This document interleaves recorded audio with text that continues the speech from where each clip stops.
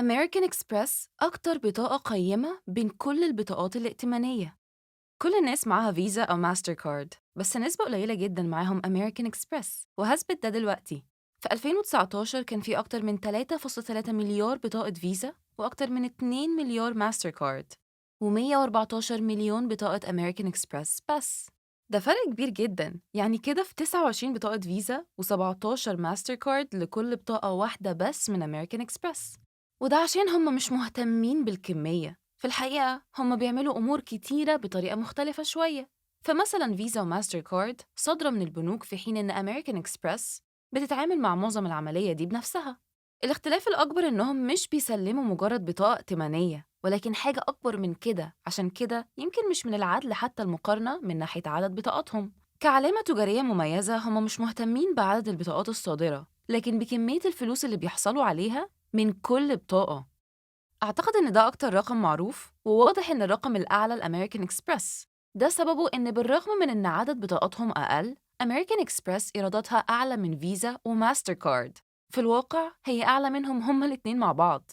عشان كده بالرغم إنها مش منتشرة على نطاق واسع، ولكن عندهم نظامهم الخاص اللي بيشتغل بطريقة مختلفة، سموه سبان سنتريك. وعايزة أتكلم عنهم، ولكن عايزة أتكلم عن تطور الشركة دي كمان، عشان بدايتهم ما كانتش بتقديم بطاقة الائتمان. هما كانوا موجودين من أكتر من 100 سنة قبل حتى ما يبقى فيه بطاقات ائتمان. الاسم American Express، ففي 1840 كانوا معتقدين إن خدمات إكسبرس هتبقى صناعة جديدة ناجحة. وبما إننا في نفس الموضوع، فخدمة إكسبرس هي إنك تدفع لحد عشان ينقل حاجة بدالك، وبسبب السعر والتنفيذات المعقدة فهتستخدمها للأشياء الصغيرة القيمة غالباً. أول شركة في أمريكا اتأسست عام 1839، وبحلول 1840 كان في مجموعة منهم موجودة بشكل ملحوظ في المناطق اللي فيها كثافة سكانية عالية زي مدينة نيويورك. في عام 1853 ثلاثة من أكبر الشركات في نيويورك قرروا يتنافسوا مع بعض، والموضوع بدأ يبقى مضر. كانوا هيبقوا كلهم أنجح لو ببساطة وحدوا جهودهم. في بعض الأسامي مشهورة هنا، وده لما هنري ويلز، ويليام فارغو، وجون باترفيلد دمجوا شركات إكسبرس المنفصلة بتاعتهم لشركة واحدة أكبر اسمها أمريكان إكسبرس. لحد النقطة دي كانت المدن المزدحمة بالسكان في الدولة موجودة في الشرق، ومعظمها في الشمال الشرقي، ومنطقياً دي كانت المناطق اللي بيقدموا خدماتهم فيها. ولكنهم في الواقع كونوا شركتهم في نفس وقت تدفق الذهب في كاليفورنيا. لأول مرة الناس كانوا بيسافروا ناحية الغرب بأعداد كبيرة، وسان فرانسيسكو بقت بسرعة أول مدينة كبيرة هناك. هنري ويلز وويليام فارجو اللي كانوا في الواقع أول مدير ونائب مدير لأمريكان إكسبرس شافوا إن دي فرصة يقدموا خدماتهم في سان فرانسيسكو قبل أي حد تاني. ولو المدينة فضلت تكبر زي ما بيحصل، هما كان ممكن يكبروا معاها، بس باقي الشركة ما كانوش متحمسين للفكرة. افتكروا إنها خطيرة جداً، وهيكون من الأفضل لشركة أمريكان إكسبرس التركيز على المنطقة الشرقية. يعني مجلس الإدارة قال لهم هما الاتنين يروحوا يعملوا اللي عايزينه، بس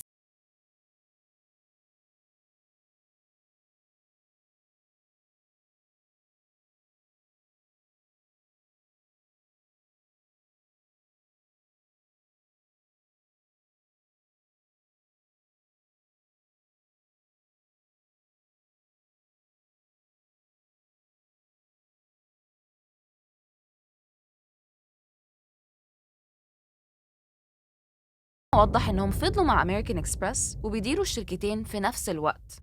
في خلال باقي الثمانينات استمرت أمريكان إكسبرس في النمو، إما بالاندماج مع شركات منافسة أو بعمل صفقات معاهم.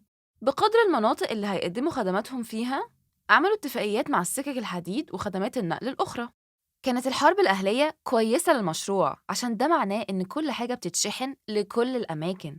المخزن المدن كانت بتكبر والعدد السكاني بيزيد، وأمريكان إكسبرس قدرت تحط نظام خلالهم يستفادوا من الطلبات المتزايدة. فضل هنري ويلز المدير العام حتى تقاعد في 1868، وخد مكانه ويليام فارغو لحد ما مات في 1881. بعدها أخد مكانه أخوه جيمس فارغو. وفي الواقع يعتقد إن الشخص اللي خلى الشركة تشارك في الخدمات المالية لأول مرة بعد سنة من توليه الإدارة، أمريكان إكسبرس قدمت خدمة الحوالات المالية. كانت بتهدف إنها تكون نسخة أرخص وأكتر أمان وسهولة من خدمة مكتب البريد الأمريكي اللي مقدمها قبلها بحوالي 20 سنة. باعوا القليل منها جزئياً كان بسبب ارتفاع نسبة المهاجرين اللي كانوا بيشتروا حوالات بريدية عشان يبعتوا فلوس لعيلتهم. لما لقوا الموضوع نجح، عملوا زيها بعد 9 سنين، وقدموا شيكاتهم السياحية المعروفة. وأعتقد نجاح الشيكات دي لعب دور في مشاركتهم في مشاريع السفر. بعد شوية سنين نقدر نشوف هنا إزاي بدأوا بتوصيل الطلبات وبعدين اتطوروا ببطء لأعمال تجارية مشابهة. دي كانت حاجة كويسة عشان في خلال الحرب العالمية الأولى عام 1918 وقفت الحكومة كل عمليات النقل واقتصرت أمريكان إكسبرس على العمليات البنكية والسفر. فلو ما كانوش عملوا كل الخطوات دي متأكد تماماً إن دي كانت هتبقى نهايتهم. واستمروا كده على مر العقود التالية شركة صغيرة نسبياً معروفة بحوالاتها المالية وشيكات السفر. ولكن في 1950 كل حاجة اتغيرت، ده في نفس الوقت اللي كان بيعتقد إن البطاقات الائتمانية هتبقى صناعة جديدة ناجحة. لحد النقطة دي ما كانش فيه بطاقات بتتقبل على نطاق واسع. في 1950 عملياً بطاقة نادي دينرز غيرت اللعبة، اتقبلت من العديد من مقدمي خدمات الترفيه وبينت إمكانيات منتج زي ده. ما مرش وقت طويل وبدأت تصدر شركات عديدة البطاقة المحلية الخاصة بيها. في 1958 كانت أول مرة تدخل أمريكان إكسبرس السوق ببطاقة السفر والترفيه البنفسجية دي، اللي انتشرت بسرعة جدا لدرجة امتلاكها 50,000 شخص في أول 3 شهور. ونقدر نقول إن ده كان السبب الرئيسي في ارتفاع نسبة دخلهم أكتر ب10 أضعاف على مدار عام 1960. وإصدار بطاقتهم الخضراء المشهورة وبطاقات الشركات ساعدهم على الانتقال للمستوى التالي. تحولت أمريكان إكسبرس لواحدة من أكبر الشركات القيمة المرموقة على الكوكب، وكان ليهم شعار رائع أنت غالباً سمعته قبل كده: ما تخرجش من البيت من غيرها.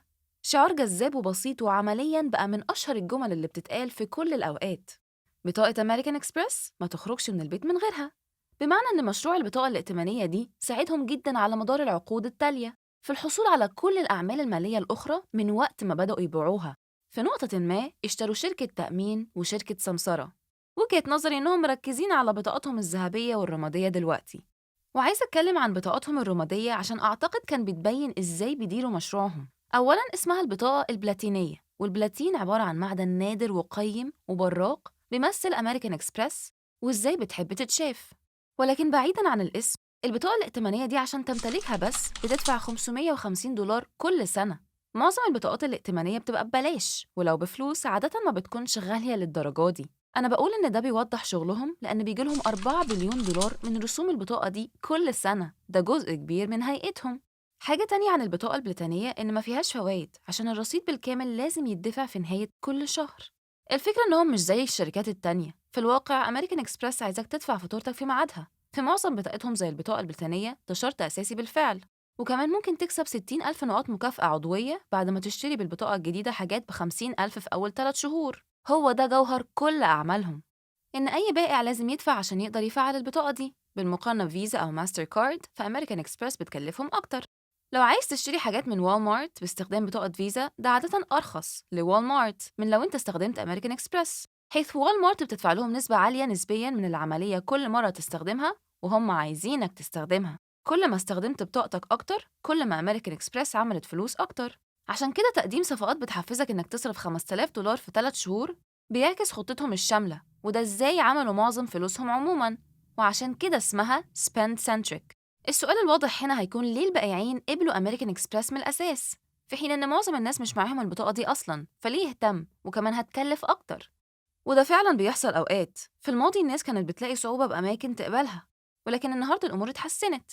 بيقولوا إن في أمريكا بيعتقدوا إن تجار كتير بيقبلوها زي فيزا تقريباً، والسبب على استعدادهم لقبولها بيرجع نوعاً ما للنفوذ، عشان الناس اللي معاهم أمريكان إكسبرس بيكونوا غالباً أثرياء نسبياً وعندهم أرصدة أعلى. بمعنى ليه هتدفع فيها $550 في السنة لو مش هتستخدمها؟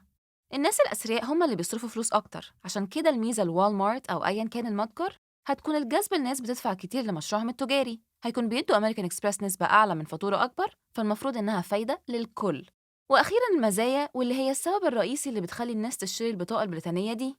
أنت بالفعل شفت النقاط المكافأة، وفي كمان مزايا سفر كتيرة جداً بيتضمن أوبر ودلتا وبتديك صلاحية الدخول لصالة المطار وخدمات خاصة لحاملي البطاقة البريطانية. مش بحاول أبيع البطاقة دي فمش هتعمق في كل حاجة، ولكن لمعظم الناس الفوائد دي تستاهل المبلغ. بدأت تفهم النظام ماشي إزاي وإزاي الأجزاء المختلفة بتشتغل في مصلحة بعض. ولازم أذكر أكتر بطاقة مميزة عندهم وهي بطاقة القائد، والمعروفة كمان ببطاقة أمريكان إكسبرس السمراء. شوف شكلها عامل إزاي. لو معاك واحدة منها أكيد معاك فلوس كتيرة عشان مش سهل الحصول عليها. أعتقد إن الأمور بقى مبالغ فيها شوية حتى بالنسبة لأمريكان إكسبرس، أولاً هما اللي لازم يعرضوها عليك، ما ينفعش تقدم عليها أنت، زي معظم باقي البطاقات الائتمانية في العالم. محدش عارف المعايير بالظبط اللي بتجيلك على أساسها الدعوة دي، بس أشك إنها هتجيلك غير لو كنت بتصرف مئات الآلاف من الدولارات ببطاقة أمريكان إكسبرس تانية. وبمجرد دعوتك لازم تدفع $5000 رسوم أولية عشان تاخدها، وبعدها $2500 رسوم كل سنة عشان تحتفظ بيها. من الواضح إنك لازم تكون ثري جدا عشان تاخد البطاقة دي، وبشوف ده على إنه مثال قوي جدا عن كيفية إدارة أمريكان إكسبرس لعملها. خليني أعرف في التعليقات لو معاك واحدة من البطاقات دي. شكرا للمشاهدة.